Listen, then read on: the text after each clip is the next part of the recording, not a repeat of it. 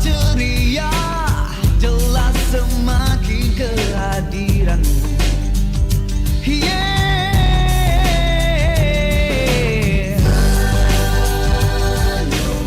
Dan si manis pun tertawa, rasa untuk berbagi cinta. Dan si manis pun tertawa, rasa rindu di hati.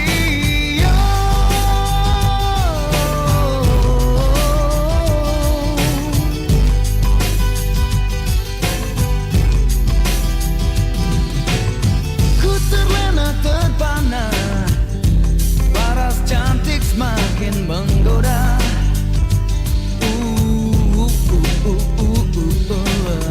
Langkahi dan pahami akan kehadiran dirimu. Yeah, yeah, yeah, yeah. Ku coba untuk melangkah, menyusuri angan dirimu manis. Dan kini terbukalah semua rahasia pada dirimu. Yeah, yeah, yeah.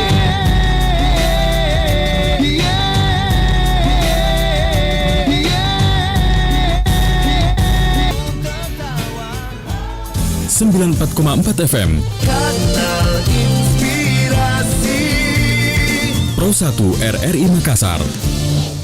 Assalamualaikum warahmatullahi wabarakatuh. Selamat pagi pendengar setia dari Makassar dimanapun Anda berada. Salam sejahtera, salam jumpa kembali. Saya Alfian yang menemani Anda pagi hari ini dalam Dialog Lintas Makassar Pagi. Kita berbicara pada kesempatan pagi hari ini dinamika politik pilkades. Nah, kalau soal pemilihan langsung kepala desa ini sudah sejak lama dilakukan, ya. Tapi kemudian maruahnya mungkin baru terasa dalam beberapa tahun terakhir, ya, karena pemilihan kepala desa boleh dikatakan hampir sama dengan proses pemilihan kepala daerah. Bahkan calon-calon pun turun langsung ke lapangan untuk memberikan, ya, melakukan kampanye, memperkenalkan diri kepada masyarakat yang akan dipimpinnya di desa tersebut. Nah, dan juga dalam proses pemilihan kepala desa ini, nah ini rumor yang berkembang, konon kabarnya pendengar, ya, bahkan calon-calon kepala desa pun berani main duit loh untuk bisa memuluskan langkah mereka menjadi pemimpin masyarakat desa. Nah, kita akan bahas apa yang kemudian menjadi, ya, pemicu kemudian bahwa proses pemilihan kepala desa ini boleh dikatakan begitu semarak, ya, dan juga menjadi kepala desa saat ini begitu banyak diminati orang, ya. Dan bagaimanakah, seperti apakah proses politik yang terjadi di desa saat ini, dan bagaimanakah proses pelaksanaan pemilihan kepala desa. Nah, saya sudah tersambung, ya, pada pagi hari ini ada 3 pembicara rencananya. Saya juga menunggu dari Ketua Asosiasi Pemerintahan Desa, ya, Ibu Ayu, yang nanti saya akan coba minta komentarnya. Beliau ada di Jakarta, mudah-mudahan beliau bisa bergabung bersama saya sebentar. Dan saat ini sudah ada 2 pembicara terlebih dahulu hadir di lewat sambungan Zoom pada pagi hari ini, dari Kepala Bidang, ya, saya akan hadirkan dulu, ya, 2 pembicara pendengar pada pagi hari ini. Kepala Bidang Bina Pemerintahan Desa, Bapak Nurjani, Muhammad Nurjani, dan juga pengamat politik dari Universitas Sawery Gading, dosen Fakultas Ilmu Sosial dan Ilmu Politik, Bapak Dr. Adi Sumandiar. Dan sebentar juga saya akan coba untuk bergabung dengan Ketua Abdesi Sulawesi Selatan. Baik, saya menyapa narasumber saya yang hadir pada pagi hari ini. Assalamualaikum, selamat pagi Bapak-bapak. Selamat pagi, ya. Assalamualaikum warahmatullahi wabarakatuh, Pak. Ya, Pak Nurjani, assalamualaikum, sehat-sehat Pak. Assalamualaikum warahmatullahi wabarakatuh. Ya, baik, Pak Adi, sehat-sehat Pak Adi. Alhamdulillah sehat, Pak. Oke. Saya ke Pak Nurjani dulu, Kepala Bina Pemerintahan Desa dari pemerintah Provinsi Sulawesi Selatan. Pak Nurjani mungkin bisa menyampaikan seperti apa sebetulnya ya proses pemilihan kepala desa yang sudah berlangsung dalam beberapa tahun terakhir ini, dan memang kita tahu bahwa ini sudah dipilih secara umum dan prosesnya sudah berjalan, dan mungkin ada ulasan sejauh ini dari dari dinas begitu terkait dengan proses pemilihan kepala desa di Sulawesi Selatan, Pak. Ya, terima kasih kesempatan yang diberikan kepada saya. Sebelum saya lanjut berbicara, saya menyampaikan beberapa ulasan terkait dinamika politik yang Iya. saya ingin menyampaikan permohonan maaf dan salam Bapak Kepala Dinas PMD Provinsi Selatan yang hanya dia sendiri yang akan ikut pada on air acara hari ini. Dan tetapi tiba-tiba tadi malam saya dihubungi Iya. beliau berbicara bersama. Jadi waktu ini sudah dia sekali lagi menyampaikan permohonan maaf dan dari Bapak PMD Ya.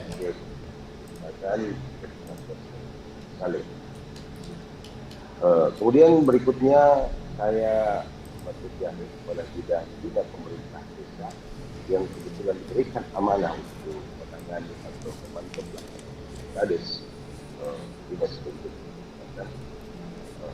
Perlu kami sampaikan bahwa tahun 2021 pemilihan kepala desa serentak menurut regulasi yang ada dan kepala desa itu di 21 kabupaten serentak secara bergelombang dapat dilaksanakan 3 kali.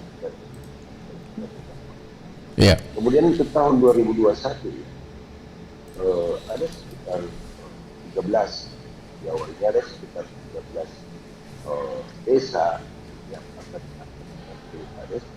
Maka persoalan COVID pandemi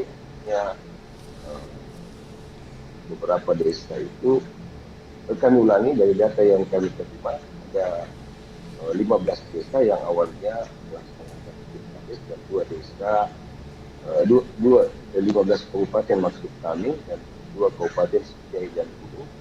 Proses tahapan kemarin sempat tertunda pandemi COVID-19 yang kami pantau dan melaksanakan pilkades sampai tanggal 2 Desember kemarin terakhir di Indrekang pada 11 kabupaten. 11 kabupaten. Cukup menarik memang Bapak Ibu sekalian, pelaksanaan pilkades sangat dinamis. Kontestan yang melaksanakan pilkades sangat cukup kompetitif dan ramai. Kemudian yang kami temukan bahwa kenapa pilkades ini sangat dinamis, mungkin salah satunya adalah fenomena atau paradigma yang sudah berubah. Paradigma yang berubah, dulunya desa menjadi objek pembangunan, sekarang desa menjadi subjek.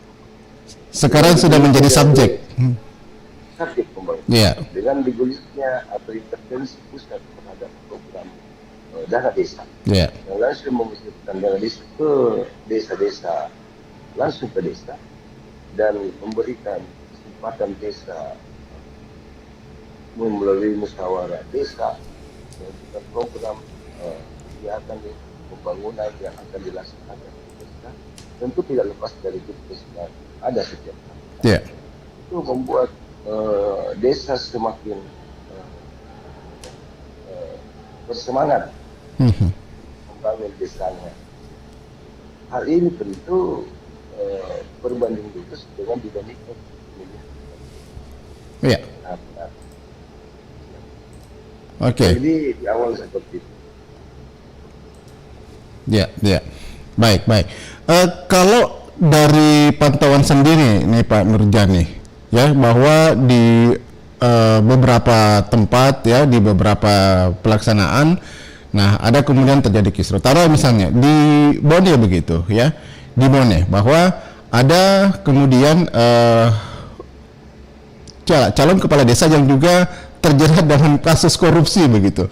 Nah, bagaimana sebetulnya ini kriteria untuk penjaringan calon ini begitu? Apakah kemudian tidak ada persyaratan-persyaratan untuk melihat track recordnya? Apakah calon ini tidak tersandung kasus begitu ya? Sehingga jangan sampai kemudian nanti bahwa pemimpin di desa ini yang dihadirkan adalah orang-orang yang tidak berkompeten begitu, Pak Nurjani. Iya, tentu dalam proses pemilihan kepala desa ada regulasi-regulasi, syarat, mekanisme, ketentuan yang diberlakukan, ya, yang kemudian diturunkan atau diregulasikan di tingkat kabupaten menjadi peraturan bupati, syarat baik kepala desa juga. Kenapa dengan peraturan bupati? Karena kearifan lokal tentunya dalam kriteria tertentu yang sesuai kabupaten yang berbeda-beda itu dapat saja dimuat tanpa keluar dari regulasi di atas. Seperti halnya yang Bapak sampaikan, untuk masalah pidana itu tetap juga kita menganut asas praduga tak bersalah selama itu masih berlangsung belum inkrah. Tentunya itu agak sulit juga untuk melakukan diskriminatif pembatasan. Tetapi tentu di masyarakat ini juga dinamis. Karena pemantauan kami beberapa kepala desa incumbent enggak saja begitu dalam tanda kutip, ada juga yang tidak terpilih. Dan menarik juga memang di Bone kurang lebih kami membantu ada beberapa desa yang pertarungannya cukup unik. Di Bone pertarungannya suami istri, ada beberapa desa yang bantu suami istri yang maju. Iya. Satunya desa Timus. Oke. Iya. Baik, menarik sekali. Pak Adi, kita melihat bahwa sejak seperti dipaparkan oleh Pak Nurjani tadi ya, mengatakan sejak kemudian dana desa mengalir begitu ke desa, bahwa pemilihan kepala desa ini menjadi sebuah kontestasi yang menarik begitu ya, menjadi daya tarik tersendiri dan boleh dikatakan hampir-hampir sama begitu dengan proses pemilihan kepala daerah ya. Bahkan ini hasil riset kecil-kecilan yang saya lakukan, ini bukan di Sulsel, ini terjadi di Sulawesi Barat, bahwa ada calon kepala desa loh yang berani juga untuk melakukan atau mengeluarkan dana yang cukup besar untuk mendapatkan suara yang cukup besar dari masyarakat. Apa yang menurut pengamatan Anda, Pak Ade, melihat sebuah proses politik yang terjadi di desa ini? Ya, baik, sebelumnya saya ucapkan terima kasih kepada RRI Pro 1 Makassar. Kedengaran suara saya, Pak, ya? Sangat jelas, Pak. Ya, oke, baik. Terima kasih juga kepada Bapak Nurjani. Pak Nurjani. Assalamualaikum, Pak. Sehat, Pak? Sehat, alhamdulillah. Baik. Nah, yang ditanyakan tadi Pak Alfian ya tentang Pilkades mengeluarkan dana uang itu umumnya karena kondisi masyarakat kita dalam hal ini cenderung masih adanya semacam pemilih yang menggunakan kedekatan sosial budaya atau kedekatan keluarga. Nah, kedekatan-kedekatan inilah yang akan memberikan ruang bagi aktor yang akan bertarung dalam kontestasi kepala desa ini untuk melakukan semacam tindakan manipolitik. Nah, seperti itu ya. Kita perlu ketahui bahwa dalam hal ini terdapat adanya tipologi pemilih. Dalam hal ini saya menguraikan 3 tipologi. Yang pertama itu adalah tipologi pemilih tradisional, di mana tipologi pemilih tradisional ini cenderung mengutamakan kedekatan sosial budaya, asal usul, kemudian paham agama serta faktor relasinya seperti itu. Kemudian tipologi pemilih pemula ini umumnya adalah tipologi pemilih yang karakteristiknya itu berada pada usia yang yang relatif remaja, katakanlah 18 tahun atau pemilih yang masih belum secara signifikan paham tentang kondisi politik yang saat ini. Nah, tipologi pemilih pemula inilah yang seringkali mendapatkan pengaruh atau akses terhadap terjadinya money politik yang dilakukan oleh aktor itu sendiri. Kemudian tipologi pemilih rasional. Nah, tipologi pemilih rasional inilah yang pemilih ini fokusnya adalah bagaimana suatu calon atau kandidat kepala desa itu memaparkan program-program yang akan menjadi landasan ketika dia memimpin sebuah daerah atau desanya, seperti itu, Pak. Oke. Tapi kalau kita melihat faktornya begitu, apakah faktor ataupun juga karena dana desa ini yang kemudian membuat dana desa ini yang membuat kemudian kontestasi pemilihan kepala desa ini yang menjadi menarik, Pak Adi? Ya, tentunya dalam hal ini ibarat kata bahwa ada gula, ada semut. Ada semut, ya seperti itu ya. Maaf kalau salah Pak ya. Ini pesannya orang tua kita bahwa di mana ada gula itu umumnya ada semut. Nah, dalam hal ini pengelolaan anggaran desa ini tentunya kita melihat bahwa jumlahnya yang sangat fantastis ya, menyentuh angka 1 miliar. Di mana angka ini sangat bisa dimanipulasi atau bahkan diimplementasi secara langsung. Nah, di sini dana inilah yang menjadi daya tarik setiap warga atau aktor yang ingin bertarung dalam kontestasi kepala desa untuk mengelola dana tersebut. Nah, untuk menjadi catatan di sini bahwa pentingnya pengawasan dari masyarakat dengan cara mengoptimalisasi peran badan-badan yang terlibat dalam hal ini adalah misalnya Badan Permusyawaratan Desa. Ini kita sering kali dengar di sini juga, di mana badan tersebut harus berada pada posisi equal ya, tidak berpihak, seperti itu Pak Alfian. Ya, jangan karena mereka dimasukkan ke dalam badan mereka akan menjadi pro, tidak menjadi tidak menjadi tim pengawas. Nah, ini akan berdampak terhadap pengawasan dana itu sendiri. Kemudian terjadinya dana penyimpangan desa ini yang sering dilakukan itu karena adanya semacam penggelembungan ya, penggelembungan misalnya penggelembungan pengeluaran atau anggaran yang katakanlah belanja dalam hal pembangunan atau istilahnya itu proyek di dalam desa itu sendiri. Nah, di sini peran dan pengawasan dari masyarakat juga sangatlah diharapkan seperti itu. Pak Nurjani, kita tahu kan bahwa proses pemilihan kepala desa ini hampir menyerupai begitu proses pemilihan kepala daerah. Proses politik yang terjadi di desa pun hampir sama begitu. Hampir boleh banyak orang yang mengatakan wah ini sudah lebih dari pemilihan legislatif, pemilihan kepala daerah. Bahkan pernah terjadi di salah satu desa yang ada di wilayah Kabupaten Goa, orang baku buru parang, Pak. Iya, ini saya saksikan sendiri. Bahkan pernah baku buru parang karena mungkin menilai ada kecurangan begitu dalam proses pemilihan kepala desa ini. Nah, yang kemudian menjadi pertanyaan saya, ketika proses pemilihan kepala desa ini sudah terjadi sedemikian kompleks, apakah kemudian tidak dimungkinkan untuk membuat sebuah panitia pemungutan suara ataukah komisi yang khusus yang menangani terkait dengan proses pemilihan pilkada atau pemilihan kepala desa ini, Pak Nurjani? Taruhlah seperti KPU lah begitu, Pak, yang mungkin mempunyai kerja yang sistematis bagaimana untuk melaksanakan sebuah pemilihan kepala desa. Iya, tentu yang pertama yang saya ingin tanggapi terkait panitia. Tentu pada proses pelaksanaan pemilihan kepala desa serentak di kabupaten tentu ada panitia. Ada panitia dalam regulasi, ada panitia di tingkat desa dalam kondisi pandemi COVID sekarang ini bentuk juga subpanitia tingkat kecamatan dan panitia pemilihan kepala desa di tingkat kabupaten yang melibatkan orang bilang belum terus tidak.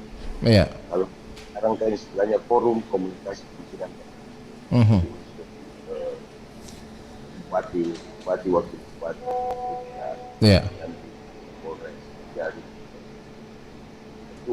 kepala kejaksaan dan instansi lainnya TNI Polri yang menjadi pimpinan di Kabupaten Kota Perwakilan Timur. Sampai dari kabupaten, kecamatan, dan Ramil Kapolsek Forum Komunikasi Pimpinan tingkat kecamatan, juga sampai ke tingkat desa, Kamtipmas, kepolisian dan Kabinsa dan ini juga menjadi bagian dari proses pelaksanaan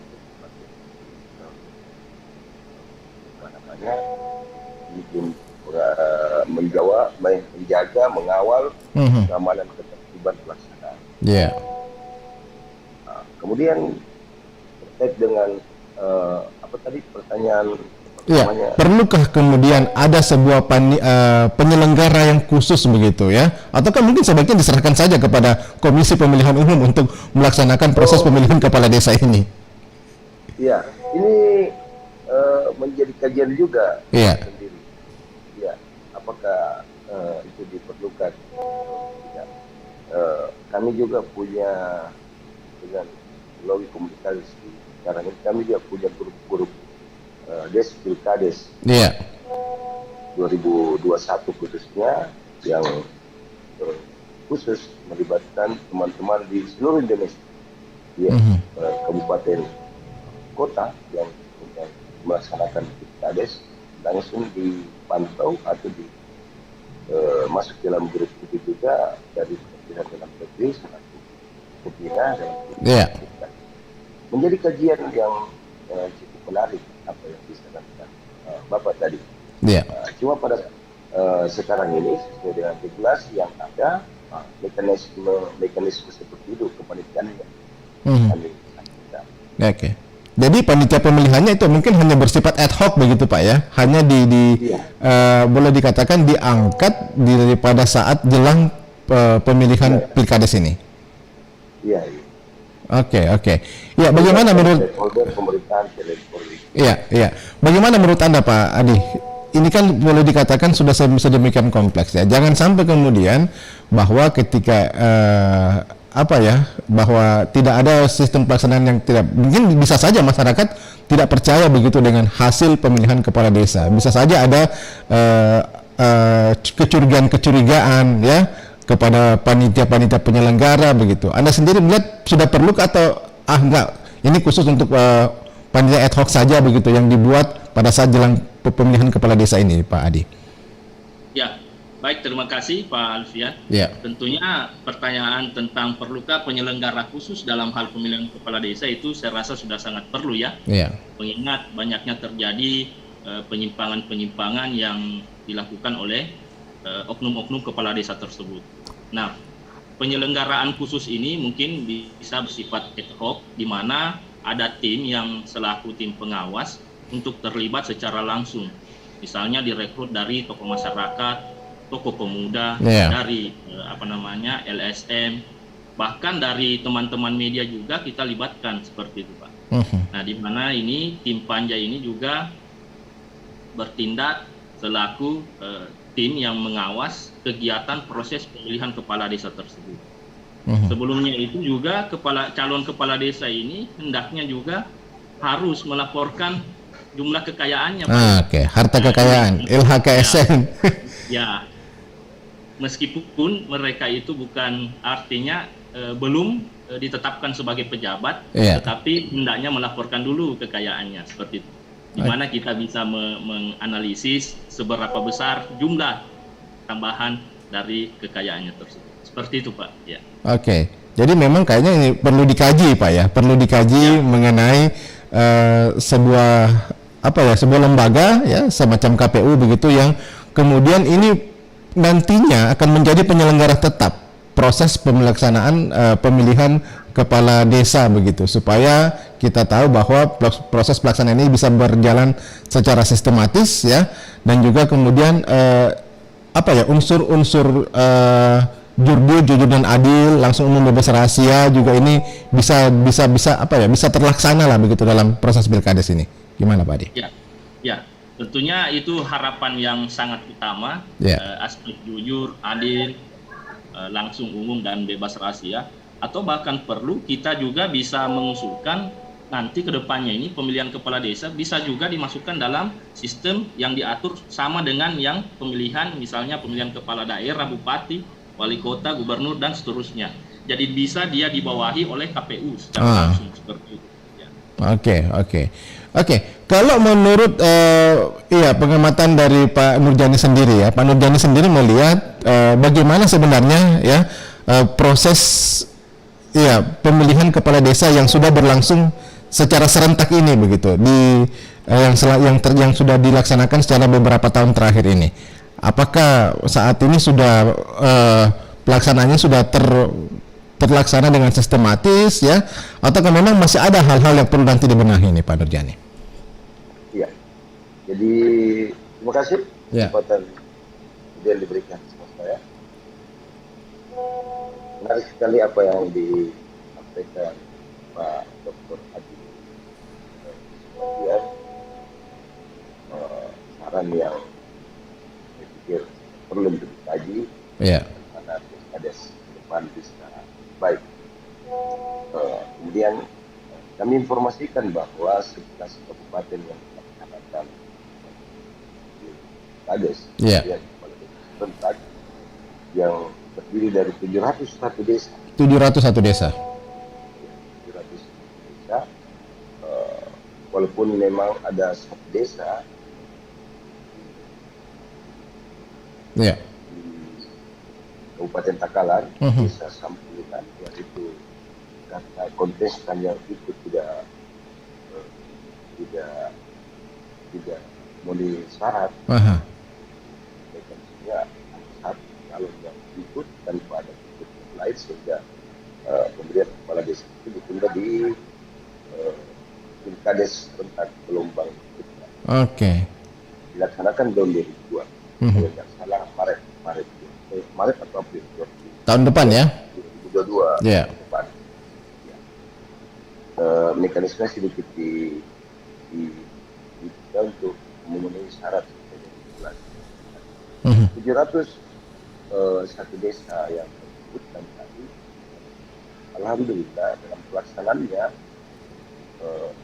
cukup berjalan, kami katakan cukup berjalan lancar, aman. Memang ada dinamika sosial masyarakat yang terjadi. Ya. Namun alhamdulillah dapat diselesaikan. Kemarin ada viral juga di salah satu desa di Kabupaten Jeneponto yang cukup dinamis.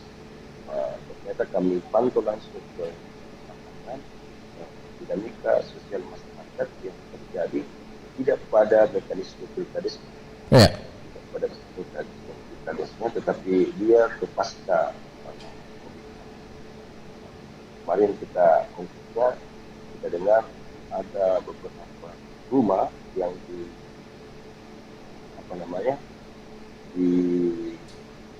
intervensi untuk sukarela pindah dari tanah itu.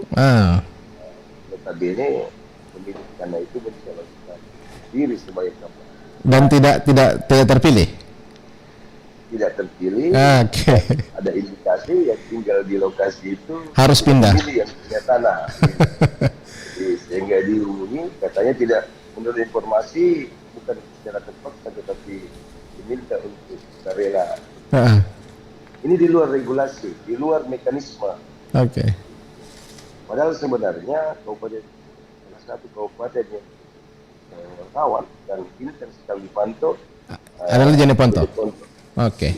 Jeneponto yang melakukan pilkades serentak pada 61 desa. 61 desa ya. 81 desa. Ya, terkategori rawan begitu ya.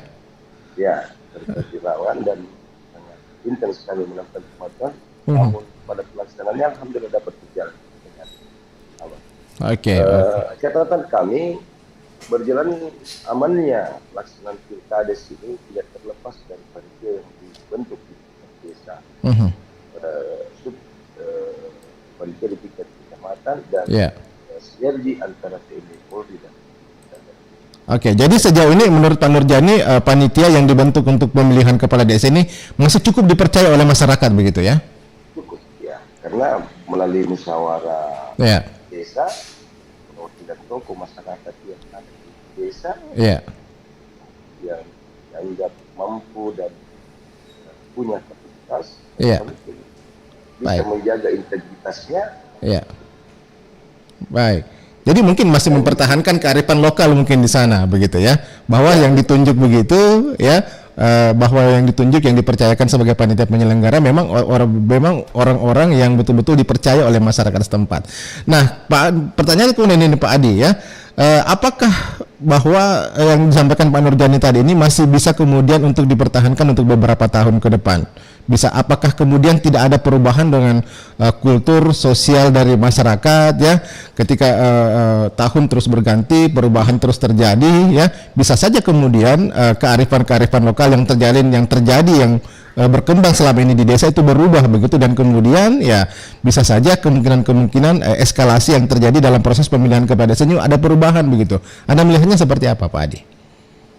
Ya, baik Pak, apa yang disampaikan oleh Pak Nurjani ini sangatlah menarik, bahwa mereka yang terlibat dalam badan musyawarah desa itu mereka yang memiliki kompeten,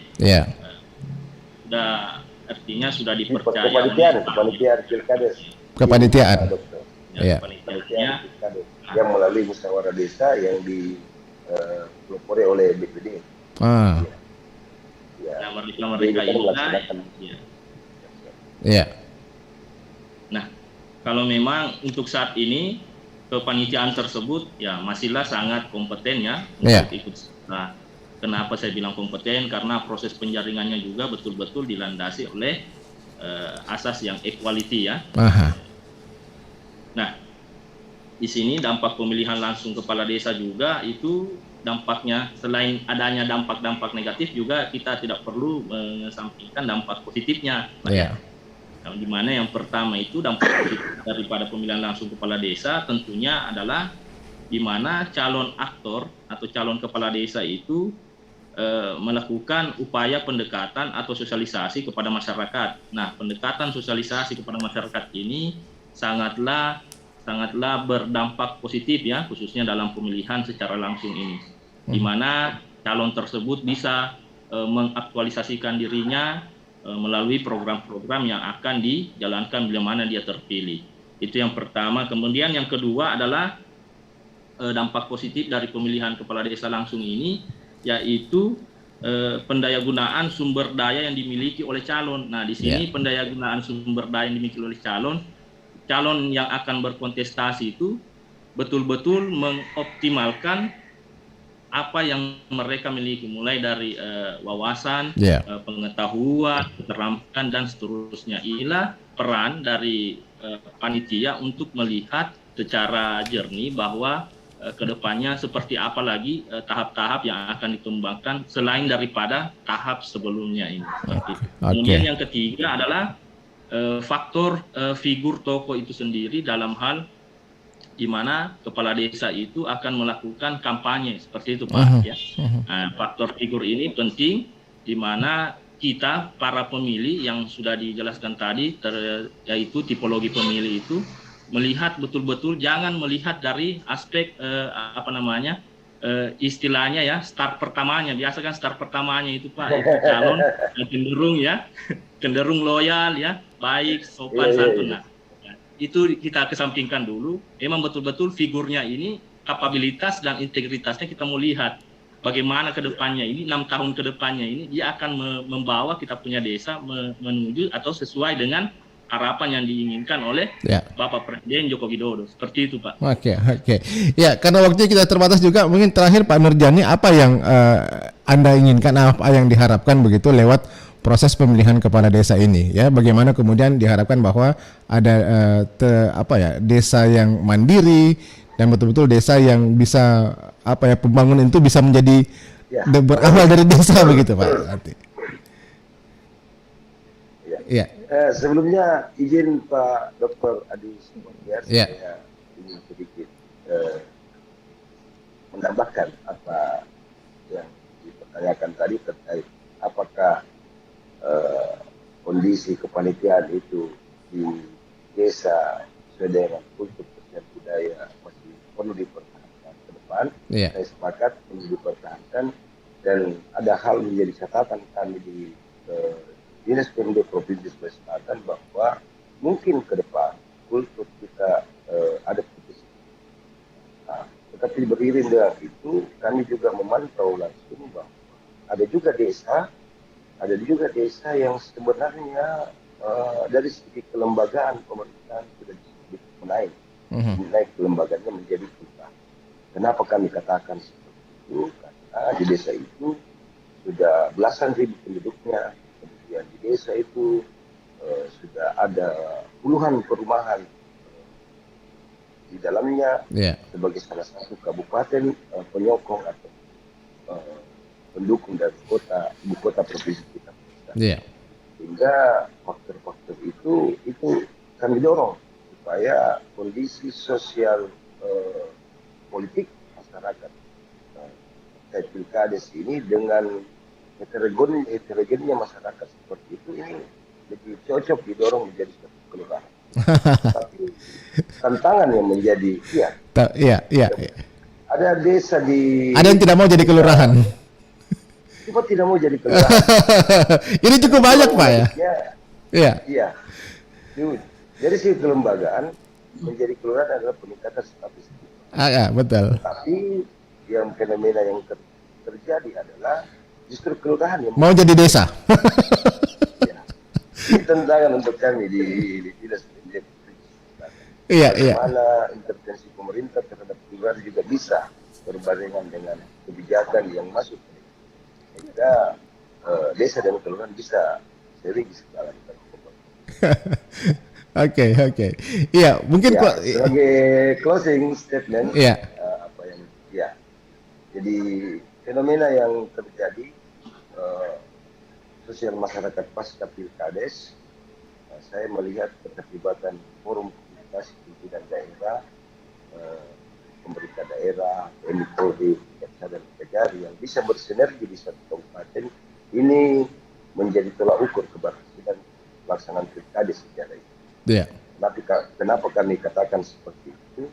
Ternyata sosial masyarakat kita juga masih patuh, masih taat terhadap pemerintah yang terpercaya tentu, yang bisa konsisten terhadap kegiatan yang ada, transparan dan jika forum komunikasi pimpinan daerah ini bisa bersosialisasi dengan masyarakat, mengeluarkan kebijakan bersama dan bersinergi turun langsung ke lapangan, ini menjadi semangat sendiri dalam pelaksanaan Pilkades di masyarakat. Sehingga kami mengambil catatan sinergitas pemerintah Forkopimda juga melibatkan partisipasi masyarakat. Ini sangat penting dalam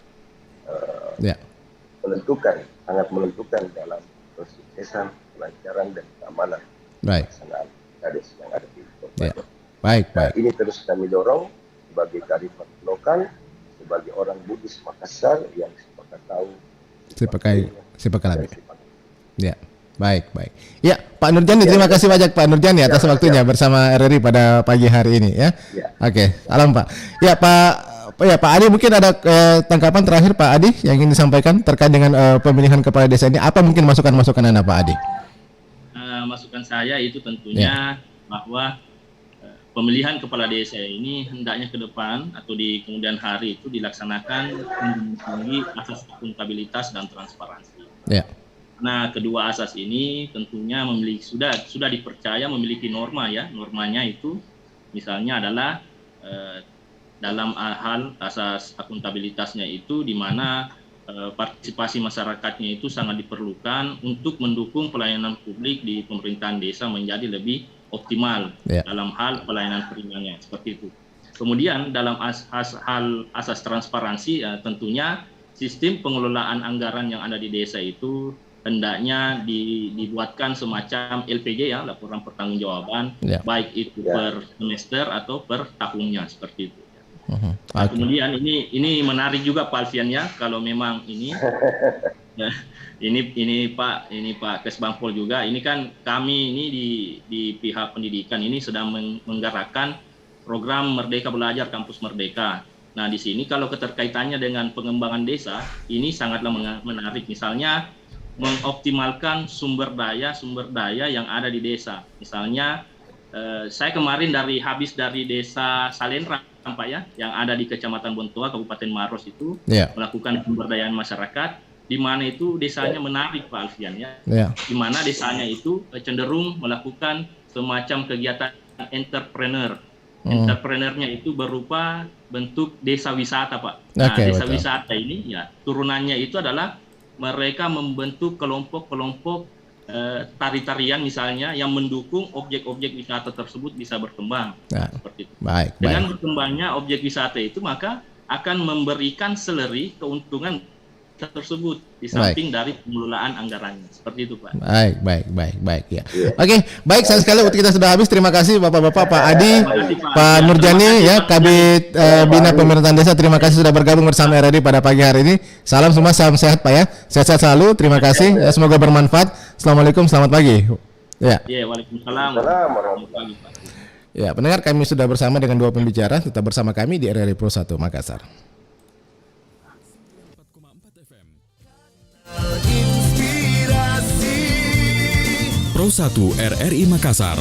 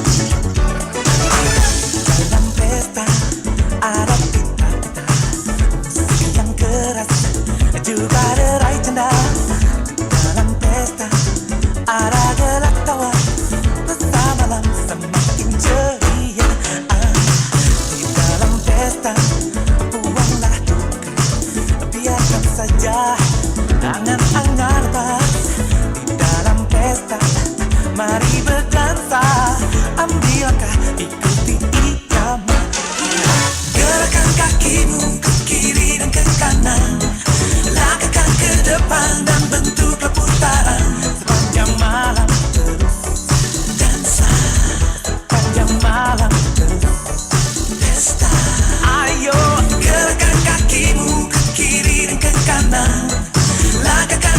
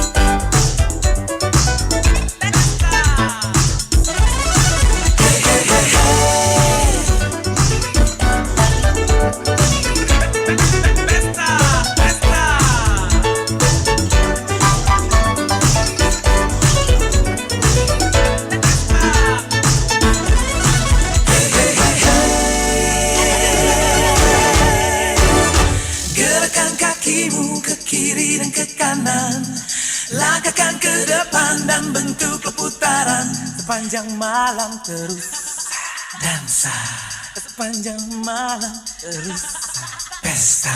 Ayo gerakkan kakimu ke kiri dan ke kanan, langkahkan ke depan dan bentuk putaran sepanjang malam terus dansa, sepanjang malam terus pesta. Ayo gerakkan kakimu ke kiri dan ke kanan. Terima kasih saudara pendengar, ada masih bersama kami di RRI Pro 1 Makassar pagi hari ini dalam dialog lintas Makassar pagi. Saya Alfian masih menemani. Kami sudah berbicara dengan dua pembicara tadi ya, dengan Dinas Pemberdayaan Masyarakat Desa dan juga dengan pengamat sosial politik ya dari Universitas Sawadika di Makassar. Dan baik pendengar, saat ini saya sudah bersama dengan Kepala Desa Tamalate Kabupaten Takalar ya, Pak Rustan Buang. Kita akan mengetahui seperti apa proses pemilihan kepala desa yang berlangsung di sana. Pak Rustan, Assalamualaikum. Waalaikumsalam warahmatullahi wabarakatuh, Pak. Sehat-sehat, Pak? Alhamdulillah, sehat-sehat. Baik. Pak Rustan, ini sebagian 11 wilayah, 11 daerah di Provinsi Sulawesi Selatan sudah melaksanakan pemilihan kepala desa ya. Takalar sudah juga, Pak ya? Alhamdulillah sudah. Sudah Takalar, tapi kemudian di Tamalate, nah satu desa yang belum, Pak, kalau nggak salah. Baru 2 desa yang belum nanti menyusul di gelombang kedua di bulan 4 ya. Itu di desa Tamalate, Pak, tempat Anda? Iya, Tamalate dengan Sampulungan. Ya. Oke, Sampulungan. Juga tadi sempat disinggung oleh Pak Nurjani di Sampulungan ya, desa Sampulungan dan desa Tamalate ini sempat disinggung, katanya belum melaksanakan karena belum ada calon-calon yang berkompeten begitu. Apakah memang seperti itu atau mungkin bisa dikasih penjelasan seperti apa sebenarnya yang terjadi, Pak Rustam? Untuk Kabupaten Takalar itu ada 51 desa yang pemilihan kepala desa serentak. Namun yang telah melaksanakan pemilihan kepala desa ini baru 49 desa. Pinus, desa Tamalate dengan desa Sampulungan ada 2 desa jadi 49. Tapi nanti di bulan 4 ya, tahun depan ini ada dilaksanakan itu yang 2. Itu ada beberapa tahapan yang sudah dilewati oleh para calon kepala desa, namun ada hal-hal yang membuat pelaksanaan itu ditunda ya, bukan dibatalkan, ditunda Pak ya. Apa yang membuat itu, Pak? Bisa dijelaskan? Yang ditundanya itu karena ada calon yang pada saat itu lebih dari 5 ya, lebih dari 5 dan ada 6 calon dan panitia P2KD hari itu menerima berkas calon menjadi 6. Namun setelah penetapan panitia P2KD mengatakan bahwa ini berkas calon satunya ini tidak bisa tidak lengkap. Kemudian calon yang satunya juga mengatakan saya punya berkas ini lengkap karena ada tahapan yang saya lewati dan belum ditutup ini pencalonan dan saya juga sudah masukkan berkas. Nah, itulah yang menjadi acuan sehingga dirapatkan di kabupaten, kemudian di panitia sub kecamatan dan kabupaten dan adalah keluar keputusan bahwa untuk sementara ini penundaan kemudian kepala desa di Tamalate gitu. Itu terjadi Tamalate atau Sampulungan, Pak, penundaan? Tamalate dengan Sampulungan. Oke. Yang 6 tadi 6 calon yang kemudian ada yang tidak disetujui karena berkasnya tidak lengkap, itu terjadi di desa Sampulungan ya? Sampulungan ada juga, begitu juga kejadian. Sama Pak ya? Sama Tamalate dan dengan Sampulungan dengan kejadian yang serupa dengan persyaratan yang tidak lengkap. Nah, kemudian dengan dengan kasus itu, apakah kemudian ini ada terjadi protes begitu dari calon yang bersangkutan yang dinyatakan? Sampai saat ini tidak ada karena regulasi juga sudah jelas. Sudah jelas di Perbuk itu peraturan bupati, kemudian keputusan bupati sudah diatur jelas sekali pencalonan kepala desa, kemudian tahapan-tahapannya. Tapi sampai saat ini setelah keluar keputusan itu tidak ada reaksi dari masyarakat dan menerima dengan baik. Oke. Sebenarnya seperti apa sih Pak Rustan kalau boleh diketahui persyaratan yang harus dipenuhi oleh seorang calon kepala desa itu, Pak? Persyaratan pencalonan kepala desa itu sudah jelas sekali di peraturan bupati, dengan keputusan bupati terkait dengan siapa-siapa yang bisa menjadi calon kepala desa. Itu sudah dijabarkan, itu dijelaskan bahwa menjadi kepala desa itu salah satunya ya saya sebutkan itu warga negara Indonesia dan tempat berdomisilinya tidak ditetapkan bahwa harus berdomisili di desa itu. Hanya dicantumkan bahwa warga negara Indonesia yang kenal dan mengenal daerah itu. Jadi semua warga negara bisa menjadi mencalonkan kepala desa. Itu yang secara umum. Kemudian ada hal-hal lain yang dimasukkan di administrasi seperti bebas narkoba, kemudian berbadan sehat, dan kemudian minimal pendidikan itu SLTP atau SMP sederajat. Itu minimalnya ya. Kemudian ketika melewati dari 5 calon, maka akan diadakan tes atau di-scoring di kabupaten, dibuatkan tes tertulis dan lisan secara, kemudian juga diukur kemampuan, dan di-scoring juga mengenai pendidikannya, apakah dia S1, S2, itu tingkat pendidikannya juga mempengaruhi scoring. Kemudian kemampuan SDM-nya juga nanti kan ada tesnya. Kemudian masa kerja ataukah pengalaman dan serta umurnya, itu juga mempengaruhi scoring. Jadi itu dijumlah kemudian ditetapkan di kabupaten nama yang masuk sebagai calon kepala desa. Jadi memang persyaratannya harus hanya 5 calon begitu Pak ya untuk pemilihan kepala desa? Iya, karena sudah sesuai dengan peraturan bupati itu harus 5 calon ya. Kalau 1-2 ya boleh-boleh saja, tapi kalau lewat dari 5 itu pasti ada diadakan scoring, ada tes ya.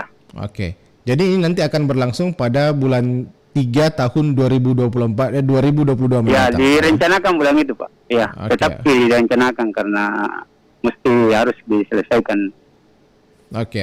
Di gelombang kedua ya.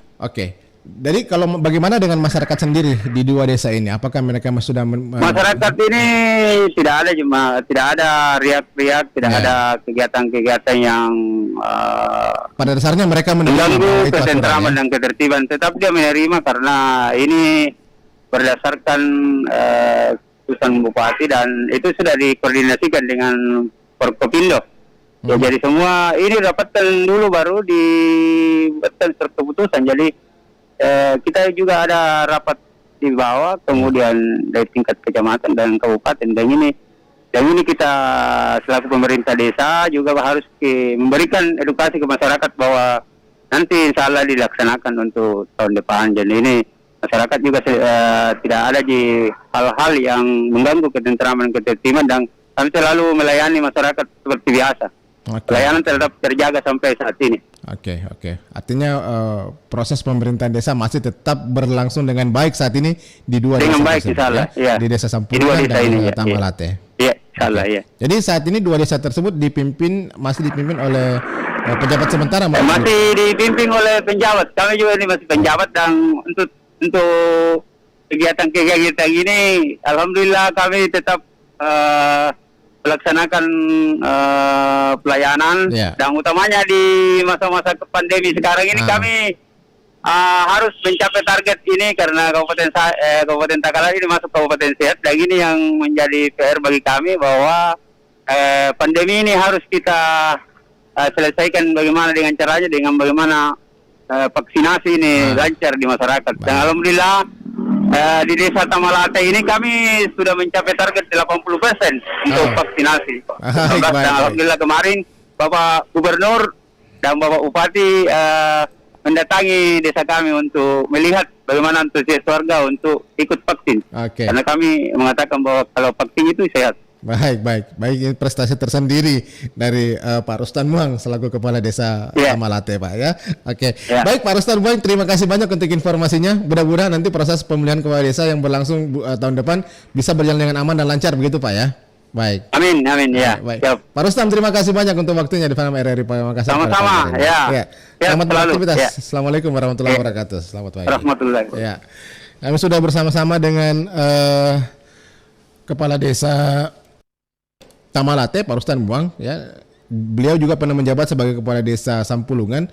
Jadi sempat disinggung pendengar tadi bahwa dua desa ini belum batal melaksanakan proses pemilihan kepala desa dikarenakan bahwa tadi ya sudah disampaikan ada lebih dari 5 calon yang ikut berkontestasi. Jadi ada proses yang harus dilalui nanti di kabupaten untuk penentuan 5 calon nanti yang akan ikut dalam kontestasi pemilihan kepala desa yang berlangsung bulan 3 2022 mendatang.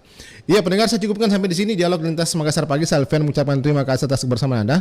Selamat pagi, sampai jumpa. Assalamualaikum warahmatullahi wabarakatuh. 94,4 FM Kanal Inspirasi Pro 1 RRI Makassar.